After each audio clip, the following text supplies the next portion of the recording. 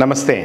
వేమూరి రాధాకృష్ణ తనను తాను రెండు తెలుగు రాష్ట్రాలకి ఒక రాజగురువుగా భావించుకుంటున్న, తనను తాను కొత్త మీడియా మొఘల్గా భావించుకుంటున్న ఒక మెగలోమానిక్ మనిషి వేమూరి రాధాకృష్ణ. ఆయన అక్కసు ఏంటంటే తెలంగాణ, తాను నిజామాబాద్ జిల్లా ఎత్తండ తనది, నేను తెలంగాణ వాడిని, తెలంగాణ ఉద్యమం కోసం ఆంధ్రజ్యోతి ఏబిఎన్ చాలా శ్రమించినాయి, చెమటోడ్చినాయి, కష్టపడ్డాయి అని చెప్పుకుంటారు. తాజాగా పచ్చి అబద్ధం, శ్రీకృష్ణ కమిషన్ రిపోర్ట్లో ఆంధ్రజ్యోతి ఒక్కదాన్ని మూసేస్తే తెలంగాణ ఉద్యమం చప్పబడిపోతుంది అని శ్రీకృష్ణ కమిషన్ అన్నది అనే అబద్ధం కూడా రాసుకున్నాడు. ఈరోజు రాధాకృష్ణ బాధ ఏంటంటే తెలంగాణ రాకుండా రాధాకృష్ణ కానీ, చంద్రబాబు నాయుడు గారు కానీ, మొత్తం సీమాంధ్ర లాబీ అంతా కూడా తెలంగాణ రాకుండా ఎట్లా అడ్డుపడ్డారు, కాంగ్రెస్ పార్టీ కూడా దానికి ఎట్లా లొంగిపోయింది. డిసెంబర్ 9న అప్పటి హోంమంత్రి చిదంబరం ప్రకటన తర్వాత ఆంధ్ర లాబీ ఎంత బలంగా పనిచేస్తే ఆ ప్రకటనను మళ్ళీ వెనక్కి తీసుకున్నారు. తెలంగాణ ఎంత రగిలిపోయింది, ఎంతమంది బలవన్మరణాలకు గురయ్యారు, అమరులయ్యారు, ఆశలు అడియాసలై ఒంటికి నిప్పంటించుకొని అయినా కూడా చావకుండా బతుకుతామేమో, మా లక్ష్యం నెరవేరదేమో అని అట్లాగే మంటల్లో కాలుతూ రైళ్లకి ఎదురుగా పోయి తనువు చాలించిన అమరులు.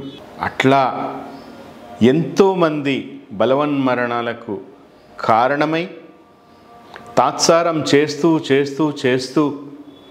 1969లో చెన్నారెడ్డి దగ్గర మొదలైన కాంగ్రెస్ పార్టీ మోసము కంటిన్యూ అయింది. అట్లా అడ్డుపడ్డా కూడా సీమాంధ్ర లాబీ అడ్డుపడ్డా, కాంగ్రెస్ పార్టీని సీమాంధ్ర లాబీ ఇన్ఫ్లుయెన్స్ చేసిన, చిన్నమ్మగా చెప్పుకున్న సుష్మా స్వరాజ్ అనంతర కాలంలో పార్లమెంట్లో మద్దతిచ్చి బిల్లు పాస్ అయినా కూడా బీజేపీ పార్టీ తమ కాకినాడ తీర్మానాన్ని అటకెక్కించి ఈ రోజుకు కూడా తెలంగాణ ఏర్పాటు మీద పార్లమెంటు వేదికగా ఎంత విషం కక్కుతున్నారో మనం చూస్తూ ఉన్నాం. ఈరోజు తెలంగాణకు చెందిన 8 మంది బీజేపీ ఎంపీలు, అందులో 2 కేంద్ర మంత్రులు ఈరోజు ఎవరి పక్షాన ఉన్నారో మనం చూస్తూ ఉన్నాం. సో రాధాకృష్ణ లాంటి వాళ్ళ బాధ అంతా కూడా అరెరే మనం తెలంగాణ రాకుండా అడ్డుకోలేకపోయామే అనే బాధ ఒకటి.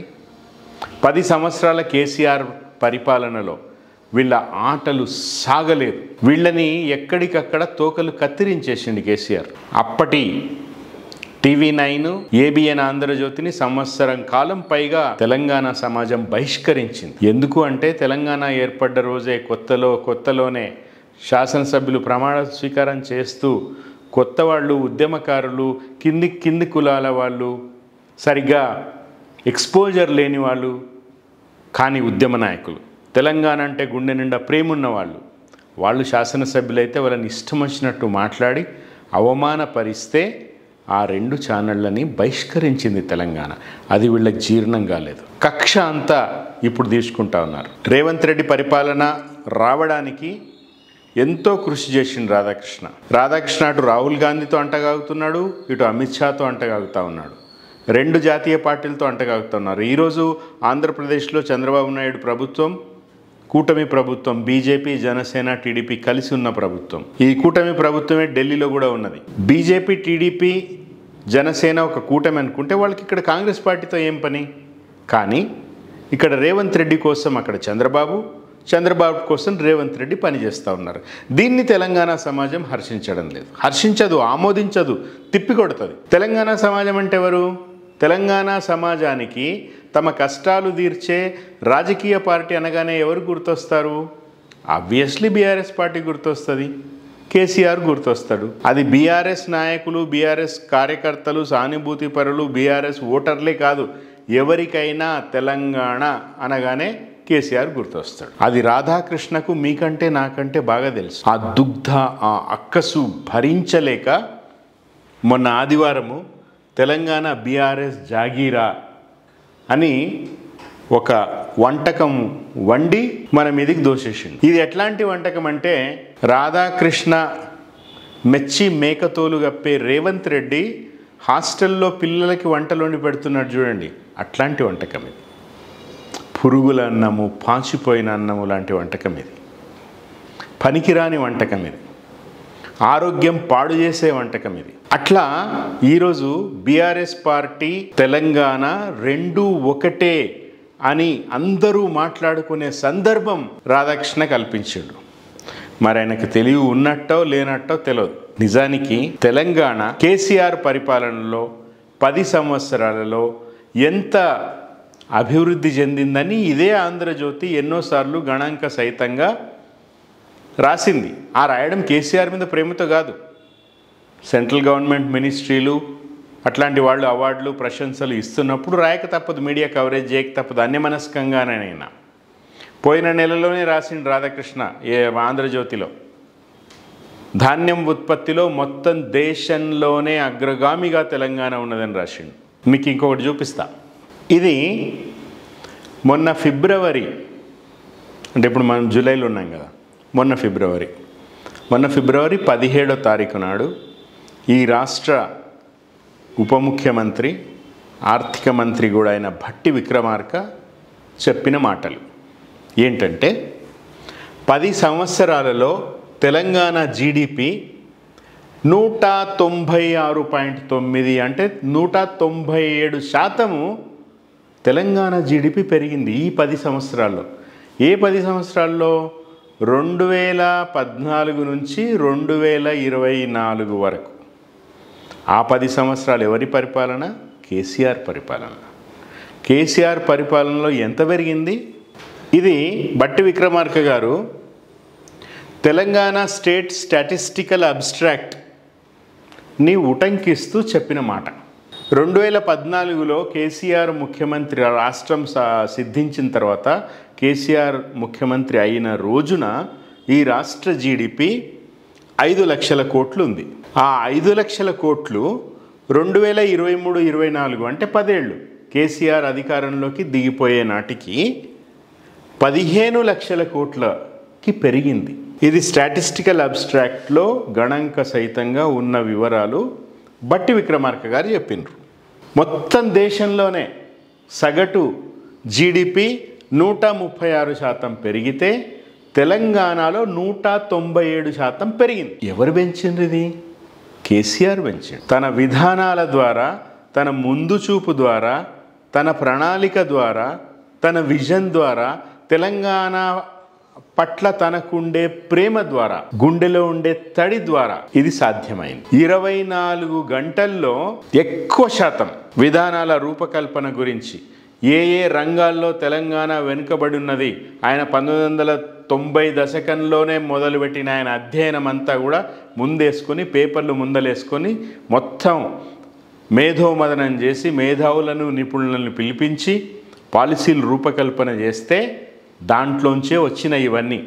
కాళేశ్వరం ప్రాజెక్టు కావచ్చు, 24 గంటల కరెంటు కావచ్చు, రైతు బంధు కావచ్చు, రైతు బీమా కావచ్చు, కళ్యాణ లక్ష్మి, షాదీ ముబారక్, కేసీఆర్ కిట్ మొన్ననే చంద్రబాబు నాయుడు గారు కాపీ కొట్టి ఆంధ్రప్రదేశ్లో పెట్టిండ్రు. సో ఇవన్నీ కూడా వీళ్ళు ఆరోపణ చేస్తున్నట్టుగా కేసీఆర్ ఫామ్ హౌస్లో తాగి పండుకుంటే పెరగలే ఈ 197% జీడిపి. కేసీఆర్ నిరంతరము ఆయన బుర్రకు పదును పెట్టి, చెమటోడ్చి, విధానాల రూపకల్పన చేసి, మంత్రివర్గ సహచరులతో చర్చించి, అందరినీ పిలుసుకుని, ఆయన ముఖ్యమంత్రి అయిన కొత్తలోనే జిఎన్ రెడ్డి గారని ఆయన దేశం గర్వించదగ్గ ఆర్థికవేత్త, ఆయనకు ఫోన్ చేసి, సార్ మనకు రాష్ట్రం వచ్చింది, మీరు రండి సార్, మీ సేవలు అవసరం అయితే అని చెప్పి పిలిపించుకుని ఆయన సలహాదారుగా పెట్టుకున్నారు. అట్లా ఎంతోమందిని అట్లా చేస్తే సాధ్యమైంది 197% జీడిపి పెరగడం. అది నేను చెప్పడం కాదు, భట్టి విక్రమార్క గారు చెప్పిండ్రు, కాంగ్రెస్ ప్రభుత్వం చెప్పింది. వాస్తవాలు ఇట్లా ఉంటే ఈరోజు తెలంగాణని సర్వనాశనం చేసి రేవంత్ రెడ్డి పక్క రాష్ట్ర పరిపాలకునికి దాసోహమై, మొన్ననే చూసినాం మనం బనకచెర్ల పేరుతో మన జలాలని తరలించుకుపోవడానికి ఒక యత్నం మొదలుపెట్టింది చంద్రబాబు నాయుడు. దానికి రేవంత్ రెడ్డి ఫుల్ కోఆపరేషన్. మీరు నో అబ్జెక్షన్ సర్టిఫికెట్ ఇవ్వండి, కృష్ణాలో 500 టీఎంసీలు, గోదావరిలో 1000 టీఎంసీలు ఇచ్చి మిగతాని తీసుకోండి అన్నాడు. ఈయన అబ్బ జాగీరైనట్టు. మన వాటా, మన హక్కుగా రావాల్సిన వాటా 1960 టీఎంసీలు గోదావరిలో, కృష్ణాలో 963 టీఎంసీలు. దాంట్లో ఈయన 2,500 టీఎంసీలు రావాల్సి వస్తే 1,500కి ఎన్ఓసి ఇవ్వండి అంటాడు. ఈయనకు ఎక్కడున్నాయో, దేవాదులు ఎక్కడుందో, ఏ బేసిన్లో ఉందో, బనకచర్ల ఎక్కడుందో, నల్లమల ఏ రాష్ట్రంలో ఉందో కూడా అడుగుతూ ఉన్నాడు ముఖ్యమంత్రి అధికారుల్ని. ఇది అట్లాంటి రేవంత్ రెడ్డి ఆ బనకచర్ల విషయంలో కావచ్చు, ఇప్పుడు మళ్ళా కొత్తగా ఫిషరీస్ బోర్డుని తెలంగాణ నుంచి ఆంధ్రకు తీసుకుపోవాలనే ప్రయత్నాలు మొదలైనవి. వాటన్నిటినీ ఆపేది బీఆర్ఎస్ పార్టీ. బీఆర్ఎస్ పార్టీ చేసిన ఉద్యమాల కారణంగా బనకచర్ల ఆగిపోయింది. కేంద్ర ప్రభుత్వం దగ్గరికి పోయినరు కాబట్టి ఇది సాధ్యం కాదు, ఇది 1980 గోదావరి ట్రిబ్యునల్ తీర్పుకు వ్యతిరేకము, కుదరదు అని చెప్పేసింది కేంద్ర ప్రభుత్వం. ఏది చంద్రబాబు నాయుడు అక్కడ కూటమిలో భాగస్వామి అయినప్పటికి కూడా, ఎందుకంటే వాస్తవాలు అట్లున్నాయి. సో బనకచర్లని ఎవరు ఆపినారు? తెలంగాణ ఆపింది, తెలంగాణ పార్టీ ఆపింది, తెలంగాణ జాగీరు మీద ప్రేమ ఉన్న జాగీర్దార్ ఆపిండు. ఖచ్చితంగా రాధాకృష్ణ గారు బీఆర్ఎస్, తెలంగాణ బీఆర్ఎస్ జాగీరే, కేసీఆర్ తెలంగాణ జాగీర్దారే. తన ప్రాంతంలోని భూములను, నీళ్లను, ప్రజలను, వాళ్ళ ఆశలను, వాళ్ళ కలలను అన్నింటినీ కాపాడే జాగీర్దార్ కేసీఆర్. కేసీఆర్ అంటే తెలంగాణ, తెలంగాణ అంటే కేసీఆర్. కాబట్టే కదా రేవంత్ రెడ్డి జై తెలంగాణ అని ఎందుకు అన్నాడు? ఆయనకు తెలుసు తెలంగాణ పదం ఎన్నిసార్లు అంటే అన్నిసార్లు కేసీఆర్ గుర్తొస్తాడు. కేసీఆర్ ఆనవాళ్ళు చెరిపేయాలి అనండి, తెలంగాణ అనొద్దు. చంద్రబాబు నాయుడు జై తెలంగాణ అంటాడు పబ్లిక్ మీటింగ్లలో తెలంగాణలో, పవన్ కళ్యాణ్ అంటాడు, అల్లు అర్జున్ అన్నాడు, రామ్ చరణ్ అన్నాడు, అందరు అంటారు. ఒక్క రేవంత్ రెడ్డి మాత్రం అన్నాడు. ఎందుకంటే ఆయనకు భయం. ఎంత తెలంగాణ అంటే అంత కేసీఆర్ రిజిస్టర్ అవుతాడు. సో తెలంగాణ అంటే కేసీఆర్ అని రేవంత్ రెడ్డి చెప్తున్నాడు, తెలంగాణ కేసీఆర్ జాగీర్ అని రాధాకృష్ణ కూడా చెప్తున్నాడు. కాబట్టి ఆయనకు భయం అయ్యి ఇట్లాంటి వ్యాసాలు రాస్తున్నాడు. తెలంగాణ సమాజం గమనించాల్సిన విషయం ఏంటంటే, ఈరోజు తెలంగాణ మీద గత 2 సంవత్సరాలుగా సీమాంధ్ర పాలకులు గతంలో వాళ్ళు ఏ ఆరోపణలు అయితే, ఏ వెక్కిరింతలు, ఏ వెటకారాలు, ఏ శాపనార్థాలు పెట్టినరో, తెలంగాణ వస్తే మీకు కరెంటు ఉండదు అని ఆ రోజు మాట్లాడినరు ఉద్యమం సమయంలో. తెలంగాణ వచ్చిన తర్వాత కరెంటుకి ఏ రోజు డోకలేదు. కానీ గత 2 ఏళ్లలో కరెంటు పోతా ఉన్నది, రోజులో 10 సార్లు పోతా ఉన్నది. సో కరెంటు లేని రోజులని మళ్ళీ తీసుకొచ్చారు. తెలంగాణ కంటే, మనం తెలంగాణగా సొంత రాష్ట్రంలో కంటే సమైక్య రాష్ట్రంలోనే బాగుండే వాళ్ళమని రేవంత్ రెడ్డి నెల కింద అన్నాడు. ముఖ్యమంత్రి అయిన తర్వాత అన్నాడు. ఎంత సిగ్గుచేటు! ఒక రాష్ట్రానికి ముఖ్యమంత్రి ఇక్కడ ప్రజలని, వాళ్ళని హేళన చేసే విధంగా మాట్లాడడం అనేది ఎంత సిగ్గుచేటు! కాబట్టే నువ్వు రాధాకృష్ణకు నచ్చుతున్నావు రేవంత్ రెడ్డి. చూడండి, తెలంగాణకు సంబంధించిన ఒక్కొక్క అస్తిత్వాన్ని చెరిపేస్తా పోతా ఉన్నాడు. తెలంగాణ లోగోను మార్చిండు, తెలంగాణ తల్లి విగ్రహాన్ని మార్చిండు, అందశ్రీ పాటని ఏదో పనికి మాలిన సినిమా మ్యూజిక్లో కూర్చోబెట్టి మసిపూసి దాన్ని ఈరోజు ఎవరి పాడకుండా చేసేసిండు అందశ్రీని. గద్దర్ పేరుతో తెలంగాణ సినీ అవార్డులని పెట్టిండు. రేలా అంటే వెన్నెల, అడవి తల్లికి దండాలు అని పాటలు రాసే ఒక వాగ్గేయకారుడు గద్దరు పేరు మీది అవార్డు గంధపు చెక్కల స్మగ్లింగ్ చేసే పాత్ర ఉన్న హీరోకి ఈరోజు ఇచ్చిండ్రు. నేను సినిమా గురించి కామెంట్ చేయడం లేదు. గద్దర్ అవార్డు ఎవరికి ఇస్తున్నారు, దానికి గద్దర్ తాత్వికతకి ఎంత తేడా ఉన్నది అని అడుగుతున్నా. ఓకే అంటే ఓయోకు రమ్మన్నాడే అనే పాటకు గద్దర్ పురస్కారం ఇచ్చిండ్రు. గద్దర్కి ఎంత అవమానం! ఇది పొరపాటు కాదు. కాంగ్రెస్ ప్రభుత్వము, ముఖ్యంగా రేవంత్ రెడ్డి పనిగట్టుకుని తెలంగాణకు సంబంధించిన ప్రతిదాన్ని చెరిపివేయాలనే లక్ష్యంలో భాగమే ఇవన్నీ జరుగుతూ ఉన్నాయి. దాన్ని ఎక్కడికక్కడ బీఆర్ఎస్ పార్టీ అడ్డుకుంటున్నది. ఒకవైపు ఇట్లా సాంస్కృతికంగా తెలంగాణను నాశనం చేయడం, ఇంకోవైపు అభివృద్ధి, సంక్షేమాలు, ఆత్మగౌరవం విషయంలో తెలంగాణని అట్టడుగున పడేయడం. ఈరోజు చూస్తున్నారు మీరు ప్రతిరోజు స్కూళ్ళల్లో, ఇది మీరు స్క్రీన్ మీద చూస్తున్నది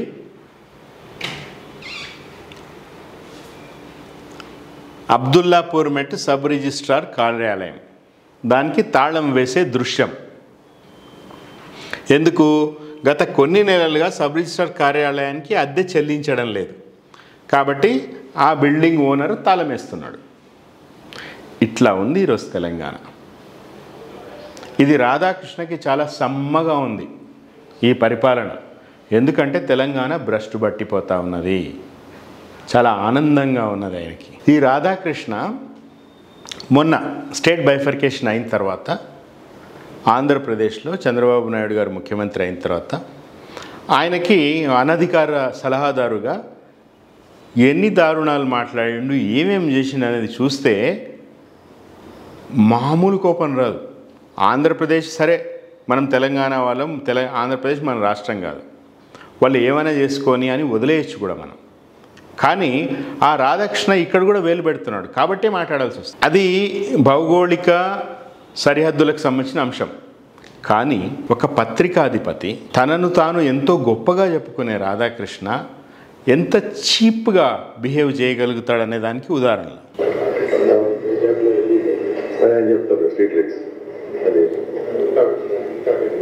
ఆ ఆఫీసర్లు కూడా రాధాకృష్ణని అడుగుతున్నారు స్ట్రీట్ లైట్లు ఏం చేయాలి, పక్కన ముఖ్యమంత్రి ఉండగా.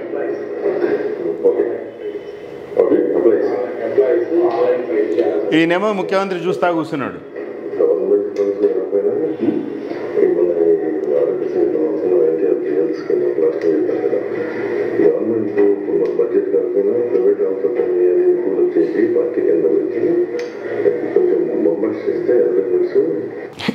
ఎన్టీఆర్ ఆరోగ్యశ్రీకి గవర్నమెంట్ బడ్జెట్ కాకుండా ప్రైవేట్ వాళ్ళతో పెట్టించి వాళ్ళకి ఏదో వాళ్ళకి సహాయాలు చేస్తే మనకు కూడా వెసులుబాటుగా ఉంటుంది అని ఆయన అడ్వైజ్.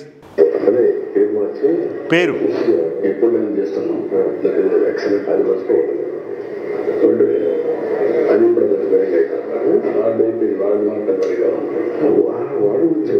మనం అందరినీ క్యారీ చేయడం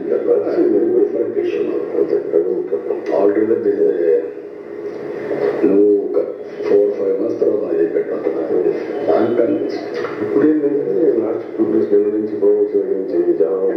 చెప్పండి ఇట్లా నేను మీకు ఇది చూపిద్దామని అవన్నీ తీసి వింటుంటేనే నాకు అసహ్యం వేస్తూ ఉంది. ఎన్టీఆర్ ఆరోగ్యశ్రీకి ఎన్టీఆర్ పేరు తీసేద్దామంటున్నాడు రాధాకృష్ణ. ఆయన పేరు అవసరం లేదు ఇంకా తీసేద్దామంటే చంద్రబాబు నాయుడు అసలు అట్లాగే అంటున్నాడు. సో ఆ రోజు కేసీఆర్ ముఖ్యమంత్రిగా ఉండగా ఈ రాధాకృష్ణని దగ్గరికి రానిలే. రాధాకృష్ణకి ఏంది, కేసీఆర్ ఎప్పుడో నాకు దోస్తు, నువ్వు అని అనుకుంటాము, ఒరే తురే అని కూడా అనుకుంటాము, ఇప్పుడు ఈరోజు నన్ను రానివ్వడం లేదు. బేసికలీ రాధాకృష్ణ ఒక వెకిలి మనిషి. మీరు చాలాసార్లు చూస్తుంటారు ఆయన ఓపెన్ హార్ట్లో ఎవరిని ఇంటర్వ్యూ చేసినా నువ్వు తప్ప వాళ్ళ అవతలలో ఎంత పెద్దవాళ్ళైనా కానీ. జయసుధ లాంటి సీనియర్ నటీమణిని మీరు చూడండి, పాతవి దొరుకుతాయి ఓపెన్ హార్ట్లో. ఆమెను పట్టుకుని అయితే మరి ఆ సినిమా రంగంలో చాలా ఏళ్ళు ఉన్నారు కదా, మరి చాలామంది గోకి ఉంటారు కదా మిమ్మల్ని అంటాడు. That is Radhakrishna. అట్లాంటి వాడిని కేసీఆర్ ఎక్కడ పెట్టాలో అక్కడే పెడతాడు కదా. అది ఆ కోపము అంత పైలప్ అయిపోయింది రాధాకృష్ణ. అంతే, ఇక్కడ మీడియా స్వేచ్ఛ, అక్షరాలకు ఆంక్షలు, ఇవన్నీ ఏమి లేదు, తొక్క ఏమి లేదు. మొన్న మహా న్యూస్ ఛానల్ ఎంత ఫేక్ వార్తలు వేసింది. ఫోన్ ట్యాపింగ్ అంశంలో కేసీఆర్ గారి కుటుంబాన్ని వాళ్ళ పేర్లు పెట్టి, సభ్యత గల వాళ్ళు ఎవరు సహించలేని థంబ్నెయిల్స్ పెట్టి, సినిమా యాక్టర్ల పేర్లు పెట్టి, సినిమా యాక్టర్ల ఫోటోలు పెట్టి, వాళ్ళ కుటుంబాలు ఉండవా సినిమా యాక్టర్లకి? ఎంతకైనా దిగజారుతారా? అది మొన్న రాధాకృష్ణ తన కొత్త పలుకులు అంటాడు, పొరపాటున పెట్టిన తంబునేల్స్ని పట్టుకుని బీఆర్ఎస్ గొడవ చేసింది అంటాడు. తమాషాగా ఉందా? ఒళ్ళు బలుపుగా ఉందా రాధాకృష్ణ? ఇష్టం వచ్చినట్టు రాసేస్తావా? ఈరోజు ఏమైంది? హిందూ పత్రిక రాసింది సినిమా వాళ్ళకి ఫోన్ ట్యాపింగ్లు, బెదిరింపులు, దాంట్లో వాస్తవం లేదని హిందూ పత్రిక రాసింది. ఎక్కడ పెట్టుకుంటారు ముఖం మీరు? మహాన్యూస్. కాళేశ్వరంలో 1,00,000 కోట్ల అవినీతి అంటూ రాసింది. సుప్రీంకోర్టు ఏమన్నది? అద్భుతమైన ప్రాజెక్టు, దేశంలోనే పెద్ద వండరు కాళేశ్వరం అన్నది. రేవంత్ రెడ్డికి పిల్లనిచ్చిన మామ సూదిని పద్మారెడ్డి ఏమన్నాడు? కాళేశ్వరం దానికి అయిన ఖర్చే 90,000 కోట్లు అయితే 1,00,000 కోట్లని అవినీతి అని చెప్పుడు ఇంద్రభయ్ అంటున్నాడు ఆయన. మేడిగడ్డలో ఒక పిల్లర్ కుంగితే దాన్ని రిపేర్ చేయడం పక్కన వదిలేసి కేసీఆర్ మీద దుమ్మెత్తిపోయడానికి కూర్చున్నారు ఈరోజు government and media and Andhra lobby. మీరు చూడండి, కొత్తగా కాంగ్రెస్ ప్రభుత్వం వచ్చిన రోజు కేసీఆర్ గారు పార్టీ శ్రేణులకు చెప్పిండ్రు, మీరు 100 రోజుల వరకు ఆగండి, టైం ఇవ్వండి వాళ్ళకి, టైం ఇద్దాం వాళ్ళకి అని. కేసీఆర్ ఆ మాట అన్నాడు, కానీ వీళ్ళు ఒక్కరోజు కూడా ఆగలే కాంగ్రెస్ వాళ్ళు. తెల్లారి నుంచే కేసీఆర్ మీద, కేసీఆర్ కుటుంబం మీద బురద జల్లడము, ఆరోపణలు, ఎంక్వైరీలు, అది కాళేశ్వరం కావచ్చు, ఫోన్ ట్యాపింగ్ కావచ్చు, ఇంకా చాలా, ప్రతిరోజు ఏదో ఒకటి సమస్యల నుంచి ప్రజలను డైవర్ట్ చేయాలని వీళ్ళు ఎంత అనుకుంటున్నారో ప్రజలు అంతగా తిరగబడతా ఉన్నారు. వీళ్ళకి వంతపాడే ఈయన బీజేపీ కొత్త అధ్యక్షుడు రామచంద్రరావు. మీడియా సంస్థలపై చేయేస్తే టీ న్యూస్ అంతు చూస్తాం. ఫస్ట్ అండ్ ఫార్మోస్ట్ రామచంద్రరావు గారు, మహాన్యూస్, ఏబిఎన్, ఆంధ్రజ్యోతి మీడియా సంస్థలు కావు, అవి కరపత్రికలు. తెలుగుదేశం పార్టీకి కరపత్రికలు. మరి బీఆర్ఎస్ పార్టీకి, వైఎస్ఆర్సీపీకి కరపత్రికలు ఉన్నాయి కదా అని ఎవరైనా అనొచ్చు, మీరు కూడా అనొచ్చు చూసేవాళ్ళు. నమస్తే తెలంగాణ కానీ, సాక్షి కానీ సాక్షి వైఎస్ఆర్సీపీకి చెందినది కాదు, నమస్తే తెలంగాణ, ట్యూ న్యూస్ బీఆర్ఎస్ పార్టీకి చెందినది కాదు అని ఎవరు అనరు. అది అందరికీ తెలుసు, బహిరంగ రహస్యం. కానీ మీరు అట్లా చెప్పుకోరు కదా. ఆంధ్రజ్యోతి మేము టీడీపీ పత్రిక అని చెప్పుకోరు కదా. చంద్రబాబు నాయుడు చెప్పడు, మీరు కూడా చెప్పరు. మహాన్యూస్ టీడీపీ పత్రిక అనే టీడీపీ ఛానల్ అని చంద్రబాబు నాయుడు చెప్పడు, మీరు చెప్పరు. ఇండిపెండెంట్ మీడియా అంటారు, మీడియాకు ఆంక్షల అంటారు. వాళ్ళు బరి తెగించి బలుపుతో అడ్డగోలుగా తెలంగాణ సమాజం మీద నిష్ఠూరాలాడుతూ, నిందలేస్తూ, వెక్కిరింతలు చేస్తూ తెలంగాణ కోసం పనిచేస్తున్న వాళ్ళని ఈరోజు ప్రజల మోసానికి, అన్యాయానికి గురైన ప్రజలకి బాస్టగా ఉండే పార్టీని ఇష్టం వచ్చినట్టు మాట్లాడితే, నిరసన తెలియజేస్తే దానికి మద్దతిస్తూ బీజేపీ అండ్ కేంద్ర హోంశాఖ సహాయ మంత్రి బండి సంజయ్ గారు, మీది హోంశాఖ అంటే ఏం చేయాలి మీరు? భారతదేశంలో అంతర్గతంగా దేశంలో ఎట్లాంటి పరిస్థితులు ఉన్నాయి, ఆందోళనలు ఉన్నాయా, శాంతి భద్రతలకు విఘాతం కలుగుతుందా, బార్డర్స్ ఎట్లున్నాయి, డిజాస్టర్ మేనేజ్మెంట్ ఎట్లా ఉంది, ఇవన్నీ కూడా హోంశాఖ పరిధిలో. అవి చూడాలి, ప్రశాంతంగా ఉండేటట్టుగా చూడాలి. కానీ ఈ బండి సంజయ్ ఏమంటున్నాడు? మీరు ఆంధ్రజ్యోతి మీద చేయేస్తే మీ నమస్తే తెలంగాణ పత్రికను తగలబెడతాం, మీ బీఆర్ఎస్ ఆఫీస్ని కూల్చేస్తాం. నువ్వు వీధి రౌడివా, కేంద్ర మంత్రివా? సిగ్గుందా? హోంశాఖ సహాయ మంత్రి భారతదేశానికి, ఇంకేదో గల్లీలలో గిల్లి కజ్జాలు పెట్టుకునే రౌడీవి కాదు. మీ స్టేటస్ మీరు తెలుసుకోండి. ఇట్లా ఈరోజు సమైక్యవాదుల ఇన్ఫ్లుయెన్స్కి, సమైక్యవాదుల ప్రయోజనాల కోసం పనిచేస్తున్న తెలంగాణ గడ్డ మీద ఉన్న మీడియా అండ్ రాజకీయ పార్టీ అందరికి కూడా తెలంగాణ సమాజం హెచ్చరిక జారీ చేస్తూ ఉన్నది. మొన్న మహాన్యూస్కి సంబంధించి ఒక మహాన్యూస్ తప్ప ఎవడూ వేసుకోలే అది, ఎందుకంటే అందరికి తెలిసిపోయింది. మళ్ళీ మహాన్యూస్కి, ఆంధ్రజ్యోతికి క్యూ కడతా ఉన్నారు కోదండరాం లాంటి వాళ్ళు, సిపిఐ నారాయణ లాంటి వాళ్ళు. సమైక్య పాలకులకి వంతబాడే మీడియాకి మద్దతుగా ఈరోజు మీరు నిలబడతా ఉన్నారు. ఎంత సిగ్గుచేటైన విషయం. కానీ తెలంగాణ సమాజం అప్రమత్తంగా ఉన్నది. ఖచ్చితంగా ఇదేదో బీఆర్ఎస్ పార్టీకి సంబంధించిందో, కేసీఆర్ కుటుంబానికి సంబంధించిన వ్యవహారంగా చూడొద్దు దయచేసి. ఎందుకంటే ఈరోజు తెలంగాణ ప్రయోజనాలు, అది బనకచర్ల రూపంలో కావచ్చు, మత్స్యశాఖ బోర్డు రూపంలో కావచ్చు, ఈరోజు రేవంత్ రెడ్డి ప్రభుత్వం ఎగ్గొట్టిన 6 గ్యారంటీలు, 420 హామీలకు సంబంధించిన విషయం కావచ్చు, తెలంగాణలో పడిపోతున్న జీడిపి గురించి కావచ్చు, 80% ఆదాయం ఈరోజు పడిపోయింది. రియల్ ఎస్టేట్ డమాల్ అన్నది, హైడ్రా ఎంత అతి చేస్తున్నదో చూస్తున్నాం. ఎక్సైజ్ మీద మాత్రమే ఈరోజు నమ్మకం పెట్టుకుని ప్రజల్ని పీల్చి పిప్పి చేసి వస్తున్న అరకొర ఆదాయం కూడా వీళ్ళు వాటాలు పంచుకొని సెక్రటేరియట్లోనే కాంట్రాక్ట్లో పోయి ధర్నా చేసిరు కదా. అక్కడే మంత్రి ఛాంబర్లో 8% ఇవ్వండి 20% ఇవ్వండి అని వాళ్ళు టారిఫ్ కార్డులు పెట్టుకున్నారు కదా. పైసలు తీసుకోకుండా మంత్రులు పని చేయడం లేదని మంత్రి కొండా సురేఖ అన్నారు కదా. ఇవన్నీ వాస్తవాలు కదా. వీటందరి గురించి వీళ్ళ గురించి ఎవరు మాట్లాడుతున్నారు? ఒక బీఆర్ఎస్ పార్టీ తప్ప ఏ రాజకీయ పార్టీ అయినా మాట్లాడుతున్నది? బీజేపీ ఒక్కరోజైనా ఉద్యమం చేసిందా ప్రజా సమస్యల మీద? సో బీఆర్ఎస్ పార్టీని టార్గెట్ చేస్తున్నారు అంటే మీరు తెలంగాణను టార్గెట్ చేస్తున్నారు. తెలంగాణ మళ్ళీ కష్టాల్లోకి పోవాలి, తెలంగాణ నాశనం కావాలి, పక్కన ఆంధ్రప్రదేశ్ వెలిగిపోవాలి అనే ఒక కుత్సితమైన బుద్ధితో చేస్తున్న ఈ ప్రయత్నాలని తెలంగాణ ఖచ్చితంగా ఎండగడుతుంది. మళ్ళీ పునర్వైభవం తెలంగాణకు తెచ్చే విధంగా పనిచేస్తుంది. మీరు ఒళ్ళు దగ్గర పెట్టుకుని ఉండండి మీడియాని, రాజకీయ పార్టీలని హెచ్చరిస్తూ ఉన్నాం. జై తెలంగాణ.